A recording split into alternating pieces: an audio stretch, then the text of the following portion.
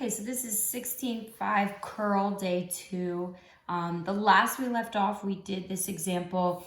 We showed that this vector field was not conservative by showing that the curl of f was not equal to the 0 vector, and therefore f was not conservative.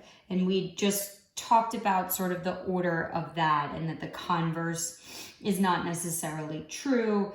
So if we say that it's not conservative, that doesn't necessarily mean that the curl is not 0. So just sort of flipping this is not necessarily true.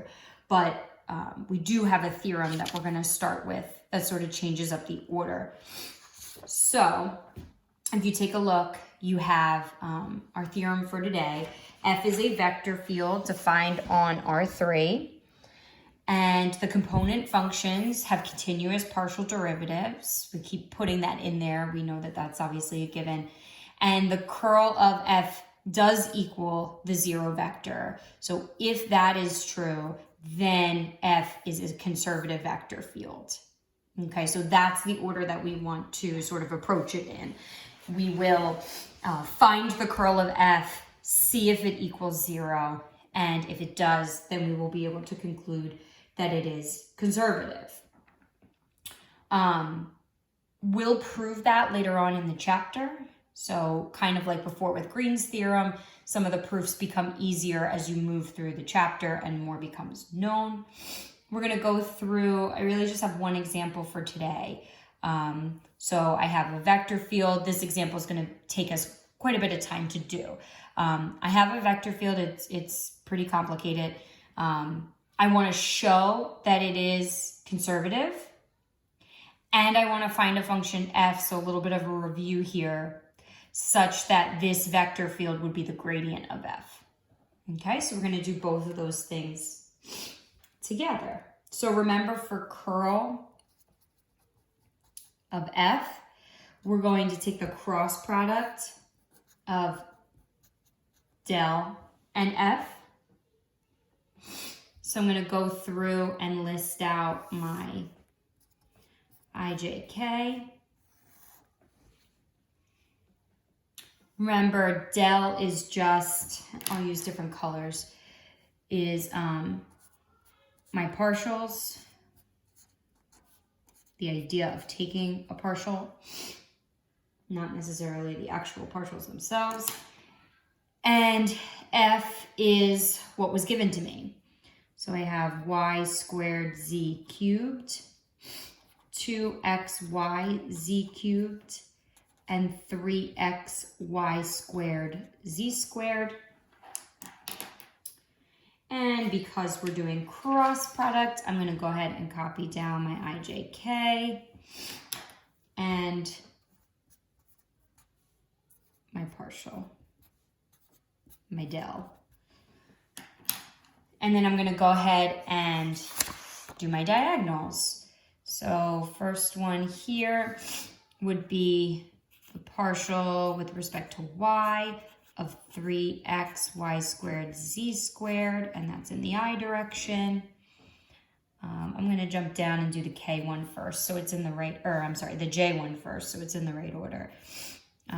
Partial with respect to z of y squared z cubed, and that's in the j direction. And then for k, I have the partial with respect to x of 2xy z cubed, and again, that's in the k direction. And then I'm going to go back in the other direction here, so negative, right? So I have minus partial with respect to y of y squared z cubed, and that's in the k direction. I have partial minus partial with respect to z of 2xy z cubed, and that's in the I direction. And finally, I have my minus partial with respect to x of 3xy squared z squared, and that's in the j direction. And I think that pen is trash.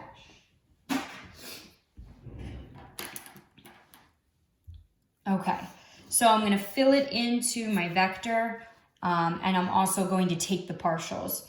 So for the I direction, I'm taking the partial of this with respect to y.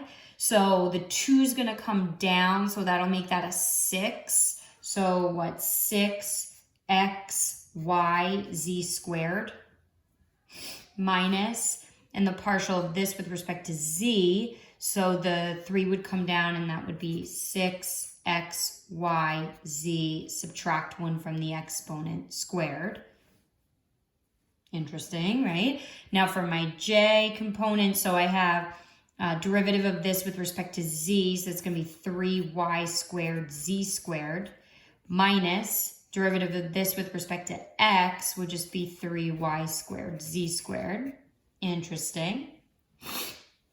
Derivative with respect to x here would give me 2yz cubed, minus derivative with respect to y, bring down the 2yz cubed.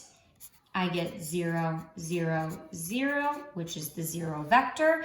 I showed that the curl of f is, in fact, the 0 vector. So because of that, f is a conservative vector field. So therefore, f is a conservative vector field.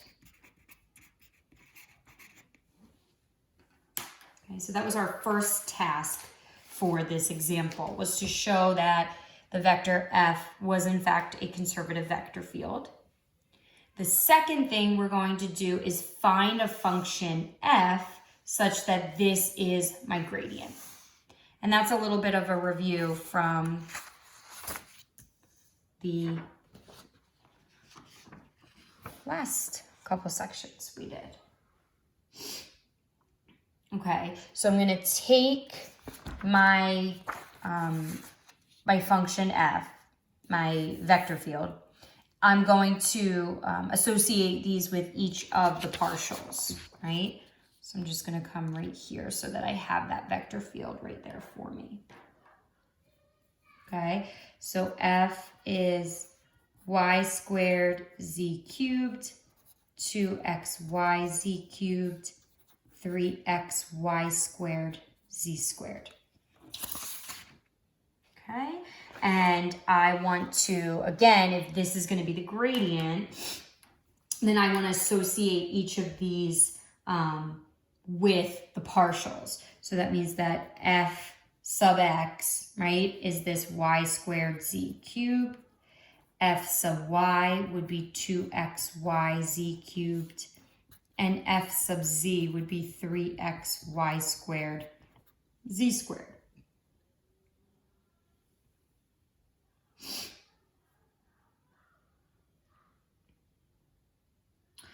So remember, our process here was to take our partial with respect to x, integrate with respect to x. All right, so I'm going to take this and I'm going to integrate with respect to x. That is going to give me my function, but I'm going to have like a general piece to it, if you remember. So I have my function, then if I'm integrating with respect to x, I'm just going to stick an x in with what I have here. Problem is, there could have been something that just involved y and z, and in the process of taking that partial with respect to x, it was lost. So I'm going to bring back that function. And then the next thing I'm going to do is I'm going to take the derivative of this with respect to y. So I'm going to take derivative with respect to y so that I can match that up with my y partial and sort of get more information about this function. So when I take my derivative with respect to y, right, that 2 is going to come down. So I'm going to get 2xyz cubed plus whatever the derivative of this is, but with respect to y, so g sub y. And if I compare that to the y partial, right, they're identical, except there's nothing else added to it. So that tells me that g sub y, my y partial for this unknown function g, is 0. So then if that's my y partial, then my function g of yz must just be some function of z.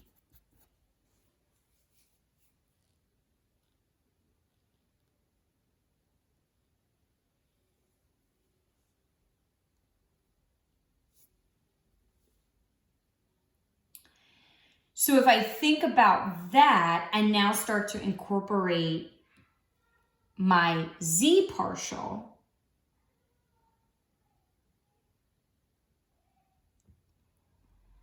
so if I take my function here that I have and think about taking my z partial, what would that look like, right? So I now have my function, which is really xy squared z cubed plus h of z, right? I can kind of replace this with h of z now, because that's my conclusion, is that it didn't involve y at all based on the fact that the y partial was 0.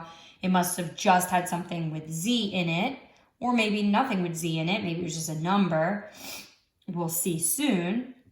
But I'm going to take my function and I'm going to take that partial with respect to z. And what do I get? 3xy squared z squared plus h prime of z.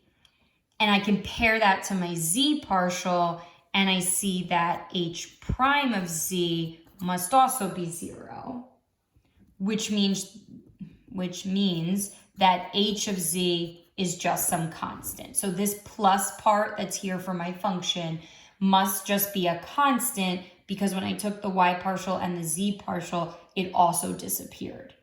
So no matter which partial I'm taking with respect to any variable, I still only get that first piece. So that other part that's there must only relate to a constant.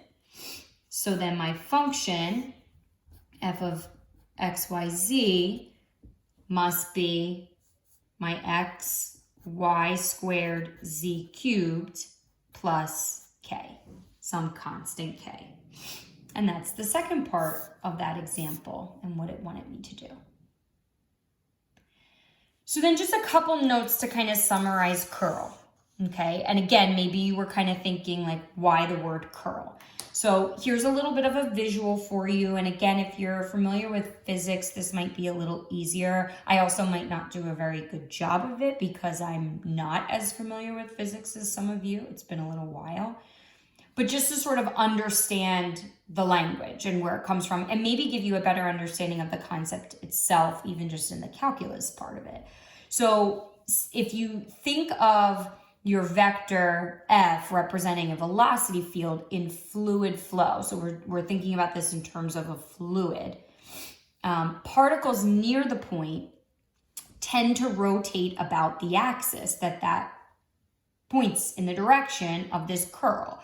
So it's like that curl f is like the axis to this, almost like a disc. You can think of it like that. But again, it's like fluid. So there's not actually a disc there, but it's like this representation of a disc. And the particles near that point will tend to rotate about that axis, which happens to be curl f. The length of the curl vector is the measure of how quickly the particles are moving around. If curl f equals the 0 vector, right, at point P, then that means that the fluid is free from rotations, and it's called irrotational, which kind of makes sense, at P. If curl f equals the 0 vector, there's a tiny paddle wheel that moves with the fluid, but doesn't rotate about the axis. If it doesn't equal 0, the paddle wheel rotates about the axis. So it kind of just gives you a good visual. You can see I have the arrows there to kind of help you with that understanding of why the word curl.